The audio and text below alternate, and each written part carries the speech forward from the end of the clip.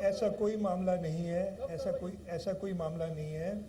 Apex committee اس ملک میں بنی تھی جب نیشنل ایکشن پلان تھا ٹیررزم کو ختم کرنے کے لیے، اور اس میں بہت ڈسکشنز کرتے ہیں. اور ایسا کوئی جو آپ نے بنا لیا ہے نا، کوئی ایسی چیز نہیں ہے. 787 میں نہیں کوئی بہن کے 786 کر دیتے یار، کم از کم ایک نکال دیتے تاکہ اچھا نمبر تو ہوتا ہے. لیکن اپنی طرف سے نمبر بھی بنا دو. جو کہنا میرا مسئلہ یہ نا، جب مجھے بیمار کر سکتے ہو تو پھر جو تم کہو یار میں چپ کر کے مانوں گا. ایسی کوئی چیز نہیں ہے. بجٹ 14 جون کو انشاءاللہ پیش کریں گے.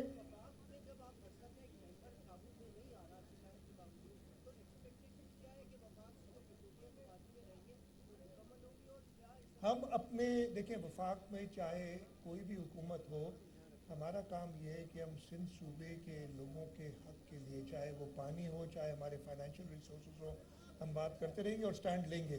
میں نے سٹینڈ لیا تھا پچھلے 3-3.5 سال، اس لیے ایک ناپسندیدہ شخص بنا ہوا تھا. ابھی بھی میں اپنے صوبے کے لوگوں کے لیے سٹینڈ لوں گا. آخری سوال کر لیں.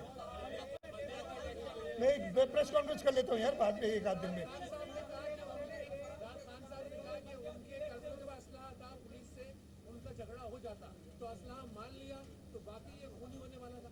یار آپ خود ہی فیصلہ کریں، میں نے تو نہیں کہا. ہم نے کراچی کے اندر I was not in Karachi, لیکن میں مانیٹر کر رہا تھا چیزیں. کراچی کے اندر ہمیں بہت، اس لیے کہ 2-3 ایونٹس ہوئے تھے ٹیررزم کے، اور اس کی وجہ سے ہم نے کوشش کی تھی اور ہم نے ان سے کہا تھا کہ ایک طریقے سے اگر آپ کرنا چاہیں احتجاج، ایک جمہوری احتجاج، آپ کو اجازت ہوگی. لیکن اگر آپ اشتعال انگیزی کریں گے، پہلے سے ہی کہیں گے جلاؤ گھیراؤ مارو توڑو، تو پھر حکومت اپنا چاہیے.